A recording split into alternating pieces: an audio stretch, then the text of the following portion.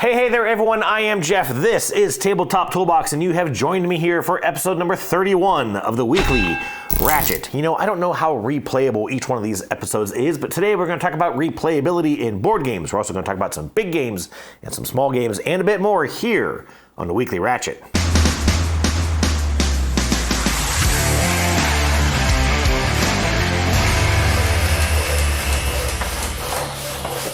Hey there everyone, and welcome back to another episode of the Weekly Ratchet. Thank you so much for joining me here on the channel. I hope, as always, you've had a fantastic week of getting to play some games, hopefully with friends and or family. It's been, you know, it hasn't really been a crazy week. There's actually not that much new stuff here to talk about in this episode. I spent the weekend doing yard work, and I am sore as hell. This is not a yard working body, folks. But I do have some neat stuff to talk about here. Also today, this is Monday, I have no idea what today is. Today is the 16th of September, and today here at noon, before you see this, the video for Dinogenics, the new Arrivals expansion, is finally going to launch on the channel here. It's been sitting out there for over 2 weeks, just waiting for me to get to hit the play button. Richard Keene is ready to launch the Kickstarter tomorrow on the 17th, and I'm only asking for one small thing. Listen, on this channel, I don't do the like and subscribe, click the little bell, any of that kind of bullshit. I don't like to do that. It just has always seemed a little groveling to me, and while, granted, I wouldn't be here without you folks, but I don't like asking you to do things. I don't like telling you to do things, but I'm going to do that this time. Please just watch that video. If you're not interested in the game, I totally get it. It's a great game. I love the game, but it's not for everybody. No game is for everybody. But if you would just watch the video, it's like maybe 15 minutes in length. I'm relying on this video. I really think it's a great video. I put a lot of work into it. I really think folks are going to enjoy it, and I'm kind of hoping that this is going to buoy the channel. I am trying to get to 1,000 subscribers, and I'm hoping that's going to just kind of open the door into some new stuff. So, groveling ending here. Please check out that video, and certainly go and check out the Game Found page for Dinogenics if you're interested. And with that being said, it's time to get to some new acquisitions.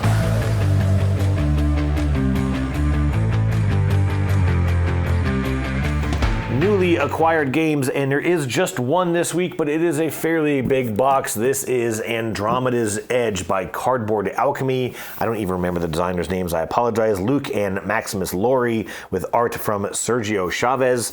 This is a follow-up, sort of a spiritual successor to the game of Dwellings of Eldervale, which I played back in, I'm thinking 2020 or 2021. I can't remember what year it was. I was in my previous residence. It was still kind of COVID era. I had a good friend who brought it over. We played it, and then he had to leave it with me because he was going to go and work some Uber driving, for the next day or two, and so he left the game with me so it wouldn't take up trunk space, yada, yada, yada. I played it again with my wife the next day, and I liked it, but I really just don't remember it. And what's kind of odd with this is I've been reading the rule book on this game, and it is not clicking for me. It's not a complicated game.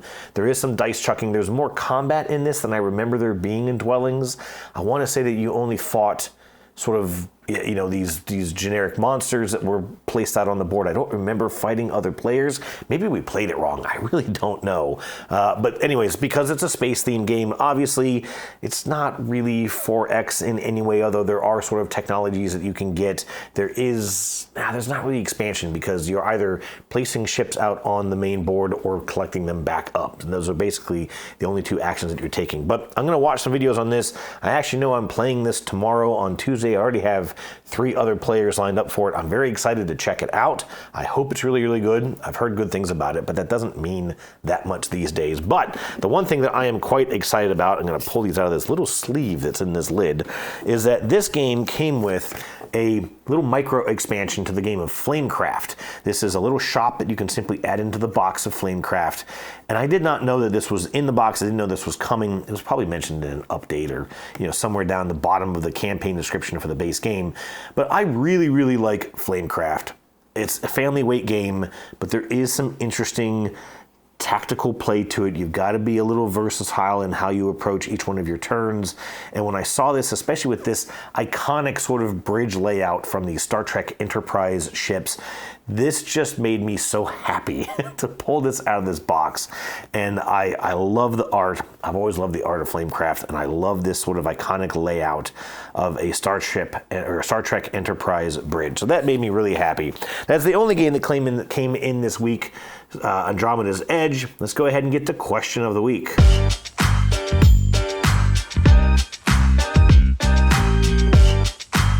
Time for question of the week. Last week I asked you what makes a game replayable. What is it about a game that's going to entice you to play it over and over and over again? And I brought this up because I've talked a bit about Rock Hard 1977, the fact that I have already played this game 5 times or so, and yet a lot of folks sort of question its replayability. So let me go ahead and get to some answers. Up first was Teshera, who said replayability is about variability. Things like different maps, characters, or abilities, a large deck of cards to make every play unique. He suggested that this introduces randomness, which forces you to adapt your strategies and tactics.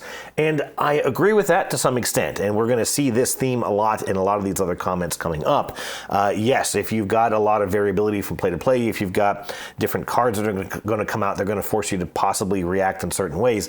They don't necessarily change up the game. They don't make the game different. They just may make each one of your turns a little different. It makes a game less solvable, another term that I've talked about here on the Weekly Ratchet. Moving on, though, along those lines, Starshocker said that a game is replayable if it brings something different to each play experience, but did agree with my suggestion last week that the fun element of a game may also be reason enough.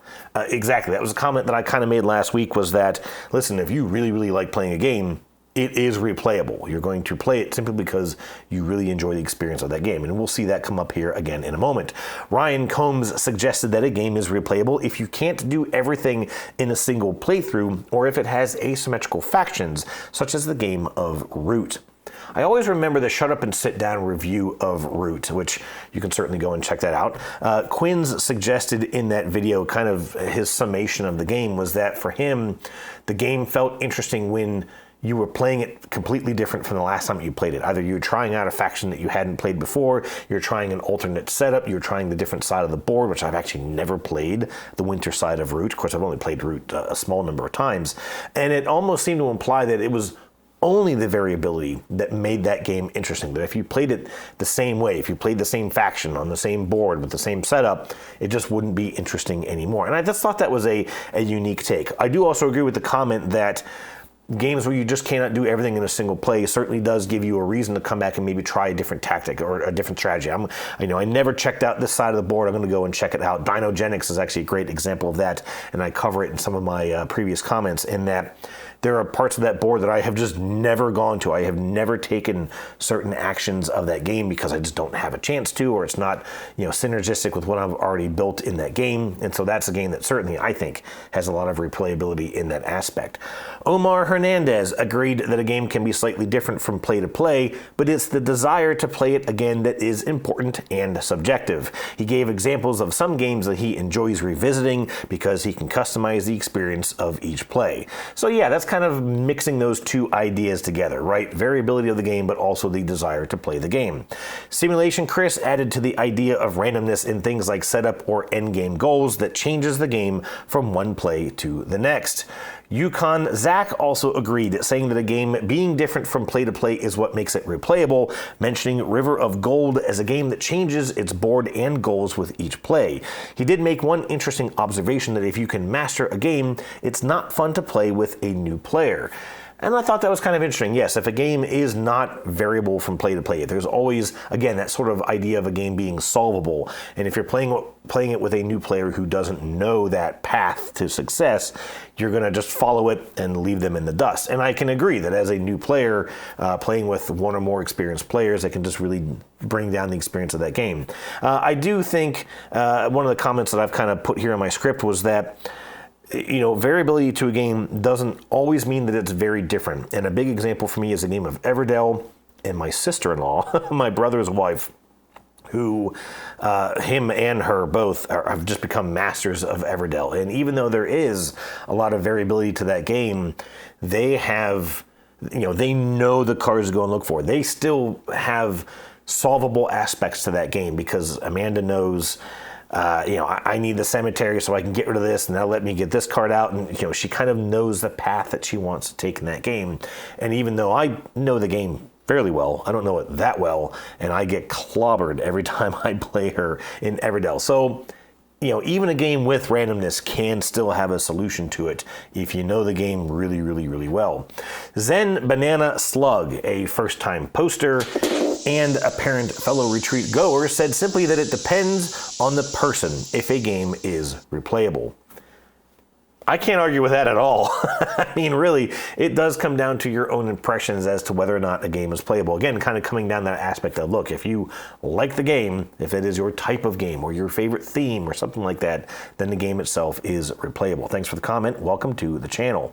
Penny also joined the consensus that a replayable game is one that offers lots of cards, maps, different setups, or modules to ensure that each play is different, or a game that makes it impossible to do everything in one play. And again, we're seeing some recurring themes now here in our comments. Good old K popped on to say that replayability comes down to the enjoyment of the experience, regardless of variability. Yep, I agree with that one, and it is great to hear from you, K. I hope you and your family are recovering well. Lastly, Jeremy Brooks took a very different approach to this question, saying that it comes down to two things: whether or not he enjoys the game and wants to continue to discover it, and the second being, can he get it played frequently enough with his game group? And I think that is a really key element. I've talked about if you like the game, you're going to play it, but if your friends or fellow gamers don't like the game, it's really not going to be that replayable unless you're just going to keep visiting it solo. And I think a great example of that for me personally is the game of Pampero. Now, I don't love the game of Pampero, but it has a lot of variability to it. It is a theme that I am very close to in that sort of wind power segment, industry. But everyone that I've played that game with has had zero interest in ever coming back to it, which means despite having little expansions, there's one just sitting here off the corner of the table, and I've even ordered the other expansion to it, I may never really get to experience those, which might have made that a poor purchase decision. Anyways, I've got a couple of comments written here, and I'm going to try and not dwell into them too much, but I agree that variability can increase the replayability of a game. I agree that, hey, I'm going to try something different this time, or maybe there's different objectives to work towards. But I'll also say that I don't love games that offer or that require or provide in-game scoring. And one example I have written here is the game of Vinos by Vital Lacerda. Now, I haven't played Vinos in many, many years. I have a copy of it. I've never actually played my own copy of it. I bought it after the first time I played it. I liked the game of Vinos. I like, the idea of running a vineyard, but that game has end-game scoring. They're public objectives. Everyone's working towards them. Very similar to the game of Kanban in that sense. And I have felt that when I played that game, first of all, it was kind of an eye-opening experience. It was one of those playthroughs that made me realize I need to think about games a little differently, in that when I played Vinos for the first time, I was trying to run a successful business. I was trying to sort of follow the process of that game. Planting a vineyards, making wine, making good quality wine, letting it age, whatever. I don't remember all the systems of the game. And then trying to get lots of points from that wine, either by selling it, filling orders, or sending it off to be judged, whatever. And at the end of the game, I got completely clobbered. We all got clobbered by one player who was focusing on the end game. And one of the goals I remember was to have a lot of vineyards, have a lot of fields that you're growing the grapes in. And to me, that didn't seem to make a lot of sense, because just because you have a ton of grapes, just because you can generate a lot of product, doesn't mean the product is good, doesn't mean that you can sell it, doesn't mean that you can succeed as a business. But that was just an end game goal. Just get that done and you'll make a lot of points. And so I feel like it's those aspects that, for me personally, turn me away from the theme. They make it a less thematic experience and just more about a get a thing done to get lots of points and win the game. So I don't know. Again, I agree with the variability aspect, but that's actually one of those things that sort of turns me away from the game, making it less replayable in my own mind. A giant deck of cards I don't think is always a good thing. I'm thinking about Terraforming Mars, thinking about Wingspan, thinking about Ark Nova, because especially with Ark Nova and Terraforming Mars, there's so many cards, and a lot of those cards sort of rely on other cards being present. You have to have certain symbols to trigger off other things. And so if you're trying to just constantly go fish in that giant deck of cards to find the synergies that you need, yeah, it may be variable, but it doesn't mean it's variable good, right? Well, this time I didn't do as well in the game because I couldn't find that card I needed, or the cards I had just didn't work together. And again, that's going to kill that fun aspect, which is why I really don't like Terraforming Mars or Wingspan all that much. I'm okay with Ark Nova because, as I kind of mentioned in my previous video, there's a lot of variability to the cards, but it can be fairly easy to get more cards, and I think those are when those games succeed, is when it's easy to kind of keep dipping into that deck to try and find out what you need, even be able to maybe take things from a discard pile, whatever. It can kind of sort those games out a little bit. Asymmetry is good. I like games with different factions, different player abilities, but you'll always sort of question the balance. And one thing I've got written here is the game of Voidfall. I've actually played Voidfall quite a good bit for a game that I kind of pooped on a little bit of my Dice Tower review. But, when a game has 10 different actions and 18 different factions, each faction is typically going to do one of those actions a little better than the rest. Or maybe it's going to have a conversion rate that works a little better for it than anyone, than all the other factions do. But then it always kind of raises the question that if you've only got 10 different actions and each faction is good at one of them, then what do the other 8 factions do? What makes it unique? Is it really asymmetrical? Is it really balanced? If you're sitting there and you're going, well, hey, I'm really good at building a certain type of building, but I've only done that twice, and I don't really see the value in doing it a whole lot more. Meanwhile, this player is really good at fighting, and they are just taking out the entire map. They're controlling the entire board and racking up tons of points. Do I have the benefit with my ability to score as well as they do, and I'm just not understanding it? And it really makes you question the balance of a game. And it's one of those things where you could not possibly run through all the calculations to really know, is this a level playing field? Am I really getting an equal experience, or do I just need to play as that faction next time and I picked the wrong faction this time? And again, maybe that maybe that experience is going to be poor enough for you that you're not going to want to revisit the game again, regardless of its replayability. And one other thing that I'll mention here is that, and the Dice Tower has talked about this from time to time in some of their videos, we talk about replayability in general. How many of your games have you played more than 5 times? In a game like Voidfall, where even David Turczi himself speculated that there is 18 different ways to play that game in the sheer fact that there are 18 different civilizations. I think that's the right number. I might be a little off. And he suggests that you could at least play it 18 different times. And if you start to look at, well, you could play this faction against that faction, well, all of a sudden there's hundreds of different ways to play the game. But is there really? And are you ever going to really experience that? Are you ever going to feel like it's 118 or whatever different games? I took a look at my list. You can look this up on BGG if you tag your games. And I have played 61 games 6 times or more. And if I eliminate the party games, which are only different because of the people that you play them with, dexterity games that essentially have no difference in them, especially Crokinole. Crokinole is always the same game, and I've played it more than any other game in my collection. Dexterity games, legacy games, which force you to play multiple times, and then the kids games, the games I played with my daughter when she was very young. It drops that list down to 51.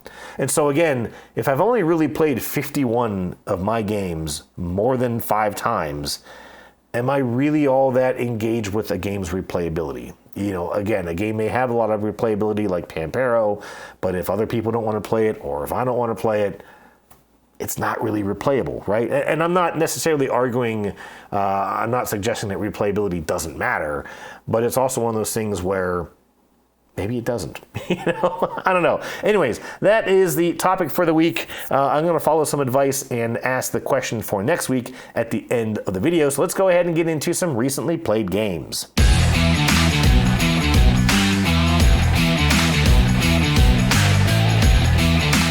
That was rambly bullshit, but, whatever. Hey, let's talk about some recently played games. I've only got a couple here to mention, but there is one new one that I'm interested in talking about. This one is Ultimate Voyage. Now, I mentioned this, I believe, in episode 29 when I was recapping the games at the Dice Tower Retreat. I tried to play this with Katie and Greg of the Meeple Society. We got I don't know, maybe 2 or so rounds into it, and it just was not clicking. I had a ton of questions. I've emailed back and forth with Leonard Toe, the designer, many times. I still have a couple of questions, but what I finally did early last week was I sat down on the table right behind me, and I just played this by myself, 2-player. There is a solo mode. I didn't delve into it because I had enough questions with the base game. So I played this 2-handed, and it finally started to kind of make some sense. And it even made the most sense when I finally figured out in-game scoring. I basically played the 9 rounds of this game, and I was like, what am I even working towards? What am I doing? Like, many of my turns, I was like, well, I could do this or I could do that, but I don't know why I want to favor one thing over the other. And it wasn't until I got into the end-game scoring that it finally started to make sense as to what this game really is. And it's mostly a race for points. It's a race to try and accomplish objectives. And there are a couple different ways to get points, and so it's really just kind of trying to maximize those 4 different, end game goals, whichever they may be, as you're playing. And so 2 days later, I think I convinced my wife to sit down with me, and we played this 2-player, and it was interesting because she beat me. She beat me pretty well in the grand scheme of things. I did have 1 turn of this, so there's a lot of randomness in this game. There's a lot of dice chucking when you get into combat with these ports. You're never fighting other players. You're fighting, potentially combating these ports as you're trying to establish Zheng He's, I had to make sure I looked up that pronunciation, Admiral Zheng He of the ancient Chinese Ming Dynasty. You're trying to sort of expand his influence and China's influence across Southern Asia and East Africa. And, again, different scoring opportunities that you're trying to get to. But in that combat, you're chucking dice. At the beginning of each round, you chuck dice. This uses a card play mechanism like Arc Nova, speaking of which, in that, you have 5 cards in front of you, and the leftmost is a 1 action, the rightmost is a 5 action. But then you're chucking dice at the beginning of each round, and you're setting these 3 dials on your player board equal to the dice values, and those could be negative or positive values. And on each of your turns, you have to assign one of those dials to one of those actions, which can increase or decrease the value of that action on that turn. And that's okay until you chuck all the dice and you get like a -2 and a -2 and a -1. And you go, well, jeez, not going to be able to get much done this turn, am I? Because now even my 5 is at most 3 or something like that. There are other ways to boost the actions, but it can become very, very expensive, and it's very hard to replace the resources that give you those action bonuses. And so actually for the first couple of turns, I almost feel like there is a clear path you have to take, not necessarily to victory, but to at least giving you a leg up with being able to boost those actions later in the game. So anyways, I've started a review of this, a preview of this. This is coming out to Kickstarter, I believe, next month. I started my filming on it yesterday. I'm going to hopefully finish it up today. I don't think it's a bad game. I think it's a neat game. I think it is fairly unique. It's a little open world. It's a little adventure. There is some of that randomness, which may turn off players. There is variability in the fact that there are some different scenarios that can come out, some different encounter cards you can kind of randomly run into. And again, dice make everything a little random, right? I'd be interested to play this with some fairly heavier gamers. The only thing with this is that there are a ton of rules. The rulebook is very detailed, but still leaves a lot of fringe case things that are hard to understand. And I'm trying to work with him on some of the rules. I'm trying to kind of help them sort of rephrase some things. I don't know how much I'm going to get through, but anyways, that is Ultimate Voyage. Real quick, I did play another game of Rock Hard 1977. I had some actually new gamers over to the Treehouse here over the weekend. Mark Roberts, who owns the Unplugged Game Cafe down in Midlothian that I've mentioned many times in some previous videos. He finally got a chance to come up here and play this. We also had a random guy I encountered online, and he joined me here at the house, and we played this. I won't go into detail on this. I've talked about it quite a lot here in recent episodes, but this was the tightest game of Rock Hard I've ever seen. I won with 59, Mark had 55, and JC, the other gentleman, had 53. And in fact, on my last turn, I used some candy, which does have a little bit of a push your luck element to it, and I rolled successfully, and if I hadn't, I would have lost in second place. It would have been 55, 54, and 53. I still love the game. I just absolutely love the game. I still got to see some new things in this, my 5th or so playthrough of it. I got to see some cards I hadn't seen before. A couple of things, of course, I have seen before. And that even kind of helped because I was able to kind of answer some of the fringe questions. Although we did have one card that came up that I actually got. And I won't go into detail, but we actually had to jump online and find an answer from the designer, Jackie Fox, who basically kind of realized that that card added to a particular mechanism of the game became nebulous in what it could do. And she actually had to kind of say, well, no, in that instance, you have to take this option, I think. And that was just kind of interesting in that we, even with rule books and clarifications, all that kind of stuff, you can start running into fringe case things that just make board games weird. Anyways, that was Rock Hard 77. Last game I played over the weekend was I Made You a Mixtape. JC went ahead and left. Mark and I stuck around. We played I Made You a Mixtape. And I'm going to talk more about this game as I prepare my Kickstarter preview for this one. What was neat with this one is that now I've played it a couple of times. I think this is my 5th or 6th play of this already. And I have now started to understand it. And what's really interesting with this game as an I Split You Choose game is that you have sort of this tape deck in front of you, and it's where you place your side A and side B cards. Very, very simple layout. In the middle of that, you have a cube, and that tracks the balance of your mixtape that you're making, because each tape that you're adding is actually a single song. So it's almost like you're using a single from that album to construct your own mixtape, which makes perfect sense. But the balance, the length of the total tracks on each side of your cassette is trackable on your player board, on your tape deck with a cube. And as that cube skews from side to side, you can literally see your score changing. Dead center is 30 points. That's the highest that you're going to get for your balance. But if it goes hard enough to one end, you can actually lose points by your mixtape being that far out of balance. There's also the ribbon, the flow, the little tape that runs across each of these cassettes.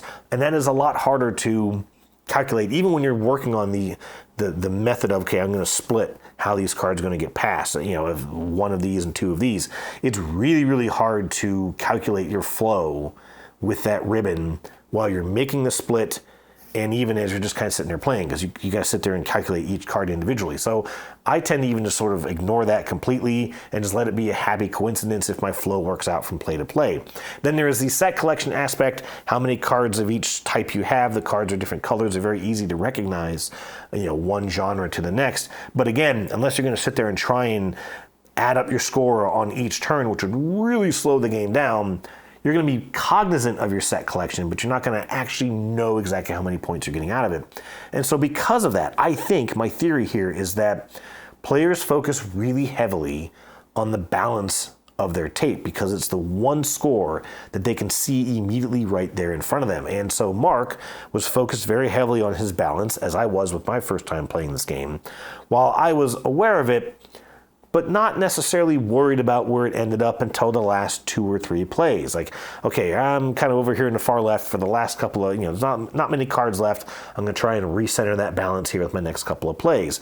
But also, I know that if I can get a lot of set collection, there is a ton of points to make in the set collection, far more than you can get from that balance. And so I don't really care if it's 10 points instead of 30, because I can probably make an extra 40 points or more in the set collection. And so with that experience, this was a rather blowout in score. Mark had a mid to upper 70s, and I had like 120 something in the final score. This is a game that I think really breaks a lot of the rules, a lot of the comments we've seen on replayability, because this game is 15 minutes. I can teach you in 5, maybe a little bit more if I want to have some fun with it. We play the game very, very quickly. It doesn't matter how many people are playing, because it's all simultaneous play. It's a unique puzzle, I think, in that, like I said, you're trying to manage these 3 different things while only splitting 3 cards each round. Very, very simple to learn, very, very fast to play, a unique theme, I think, and even a game that, while it is abstract at this size and this complexity, it still makes sense. It makes sense what you're trying to do. And so I find this game to be very, very replayable, because it is just so approachable and so easy to play. Anyways, that was I Made You a Mixtape. And what did you say?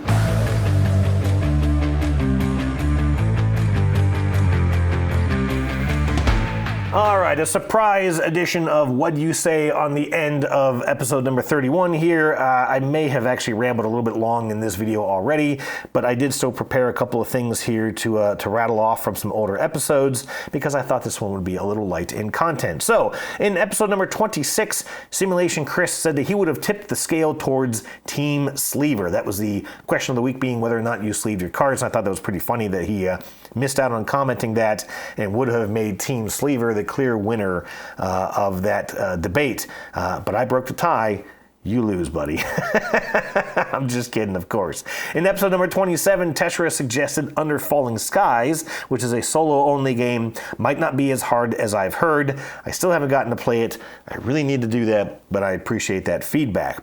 Also in that episode, Juan Pablo Pagan said that he was glad to hear that publishers were reaching out to me to check out games and hoped that others would do the same. I appreciate that sentiment very much. I think that was when I got the Ultimate Voyage game sent in. And you know, it has been good. I've actually had some other folks reach out. Unfortunately, I had someone last week who reached out, or over the weekend, reached out and said, hey, can we send, can you do a video on a game that comes out in 8 days? I was like, no, there's no way I can get something done in 8 days. Are you crazy?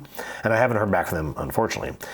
In episode number 29, Bernie Lin, one of the designers of the game of Lunar Rush, thanked me for teaching and joining into as the third player at the Dice Tower Retreat. And as I mentioned in that video, I never disliked the game. I always liked Lunar Rush. It's just not my type of game with the whole stock market thing. I love the worker placement / engine building mechanism of the lunar phase when you're actually working on the moon, but the whole racing to then sell the goods and trying to beat the stock market just made it not my favorite aspect of the game, but I really did enjoy that play, and I appreciate you reaching out, Bernie. And speaking of designers, Jackie Fox herself thanked me in episode 29 for my thoughts on Rock Hard 1977. And she clarified, as I mentioned in that episode, she clarified that she never experimented with drugs or alcohol while performing with the Runaways. I had heard that she had quit the band in 77 because of drug addictions. And I don't remember where I heard that. It actually may have been a comment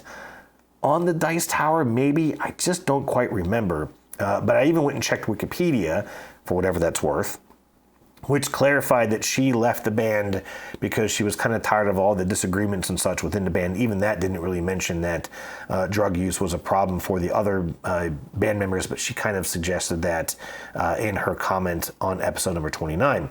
I don't know if that was actually Jackie Fox. As I mentioned, I think in the previous episode maybe, that same account commented on an interview, I believe with Above Board TV, and they responded to her as if it was her. So maybe they know something I don't.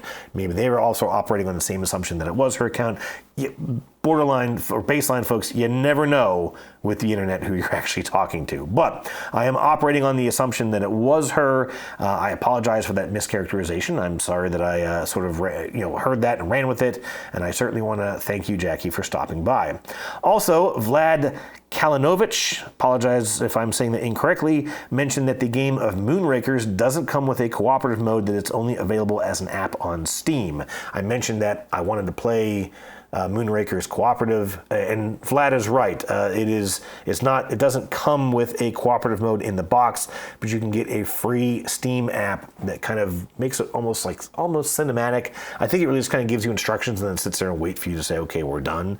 It doesn't really give you a whole lot of video elements. I don't really know why it's an app. They could have probably just made it a little rule book or maybe an audio recording. I don't know, but I'm glad they did that.